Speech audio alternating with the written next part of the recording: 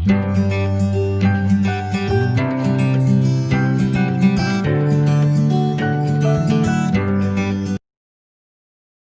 दर्शकों, आप हमारे चैनल डॉक्टर धर्मानंद एस्ट्रोलॉजी को लाल बटन दबाकर सब्सक्राइब करें और बेल आइकन दबाएं ताकि हमारे सभी कार्यक्रम ज्योतिष और अध्यात्म से संबंधित ज्ञान आप तक आसानी से पहुंचे।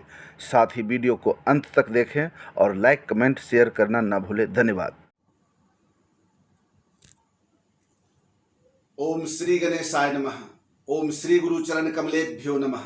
नमस्कार, मैं डॉक्टर धर्मानंद ठाकुर आज रुद्राभिषेक के विशेष महत्व और उससे प्राप्त होने वाले शुभ फल के बारे में शिव पुराण के अनुसार कुछ तथ्य संक्षिप्त में प्रस्तुत कर रहा हूं। संपूर्ण कर्म के प्रति अटूट श्रद्धा और अटल भक्ति रखने वाले सांसारिक मनुष्य यदि भोग और मोक्ष की कामना करता है तो इस श्रावण मास में या अन्य मासों में भी शिव का रुद्राभिषेक करते हैं तो निश्चित रूप से श्रेष्ठतम लाभ प्राप्त कर सकते हैं।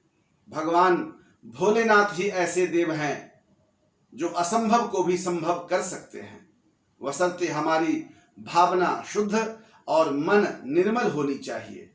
भोलापन में ईश्वर का वास है। श्री रामचरितमानस में लिखा है तुलसीदास जी ने, निर्मल मन जन सो मोहि पावा, मोहि कपट छल छिद्र न भावा। इसीलिए जितना हो सकता है अपने मन को निर्मल रखें। रुत्तम दुखम द्रावयति नाशयति इति रुद्रः, रुद्राणाम अभिषेकः रुद्राभिषेकः भवति। दैहिक, दैविक, भौतिक तापत्रय निवारण हेतु दुखों को नाश करने वाले ही रुद्र हैं, अर्थात कल्याण करने वाले शिव हैं। और पौराणिक कथा के अनुसार देवता और दानव दोनों मिलकर जब समुद्र मंथन किया, उस समय समुद्र से माता लक्ष्मी सहित बहुत सारे अमूल्य रत्नों की प्राप्ति हुई। साथ ही विष और अमृत की भी प्राप्ति हुई। रत्नादि वस्तुओं को देव और दानव के बीच आपस में बांट दिया गया। माता लक्ष्मी विष्णु को प्राप्त हुए। साथ ही भगवान विष्णु मोहिनी रूप धारण करके देवताओं को अमृत पिलाए और उसी अमृत वितरण के समय राहु देवता बनकर छल से अमृत पान कर लिया, जिसे भगवान विष्णु ने पहचान करके अपने सुदर्शन चक्र से राहु का गला काट दिए। सिर राहु और धड़ केतु के रूप में आज भी छाया ग्रह के रूप में विद्यमान है। अब बचा हुआ हलाहल विष था, जिसे कौन स्वीकार करता। मृत्यु के भय से सभी भयभीत थे, तो भगवान महादेव ने अपने गले में हलाहल विष को धारण किया, जिसके प्रभाव से शिव का कंठ नीला हो गया और भगवान नीलकंठ के नाम से प्रसिद्ध हो गए। तीनों लोकों के रक्षक भगवान शिव के शरीर में विषपान के करने के कारण जो जलन था, उस ताप को शांत करने के लिए सभी देव, दानव, ऋषि, मुनि आदि मिलकर के जल, दूध, दही, घृत, शहद आदि आदि सामग्री से भोलेनाथ नीलकंठ का अभिषेक किया और उस अभिषेक से प्रसन्न होकर भगवान सबको वरदान दिए, सबका कल्याण किए। भगवान भोलेनाथ का ताप भी शांत हुआ। पौराणिक जानकारी के अनुसार ये कथा श्रावण मास की है, इसीलिए श्रावण मास में शिव का रुद्राभिषेक का महत्व अत्यधिक फलदायी होता है। श्रावण मास वर्षा ऋतु का महीना है। इस मास में श्रावण सोमवार का व्रत, मंगला गौरी का व्रत, हरितालिका अमावस्या, हरितालिका तीज व्रत, नागपंचमी, रक्षाबंधन आदि खास पर्व, व्रत त्योहार आते हैं।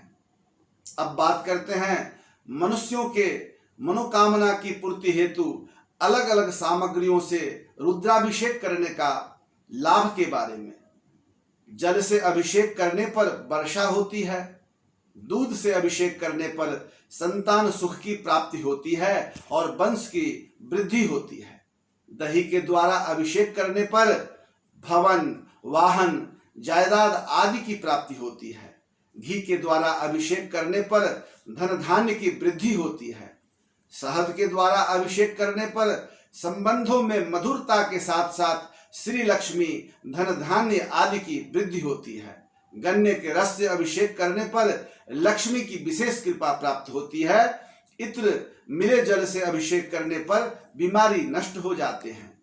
कुशा के जल द्वारा अभिषेक करने पर रोग मुक्ति होती है। असाध्य रोगों से भी छुटकारा मिलता है। तिल के तेल से रुद्राभिषेक करने पर राहु, केतु, शनि ग्रह शांत हो जाते हैं। सरसों तेल से अभिषेक करने पर शत्रु बाधा समाप्त हो जाती है तथा गंगाजल और अन्य तीर्थों के जल से अभिषेक करने पर भोले बाबा अत्यंत प्रसन्न होते हैं, जिससे सांसारिक समस्त सुखों के साथ साथ मोक्ष की भी प्राप्ति होती है। तो इस सुंदर पावन श्रावण मास में शिव का रुद्राभिषेक का लाभ लें। आप लोगों को श्रावण मास और शिव पूजा रुद्राभिषेक की बहुत बहुत शुभकामना। आप लोगों से अनुरोध है, इस वीडियो को आगे बढ़ाएं, अपने मित्रों, शुभचिंतकों को भी शेयर करें ताकि सभी लोगों को इसका लाभ प्राप्त हो सके। तो इस श्रावण मास में शिव का कृपा के साथ साथ अनंत लाभ आप लोगों को हो, इसी शुभकामना के साथ विदा लेता हूं।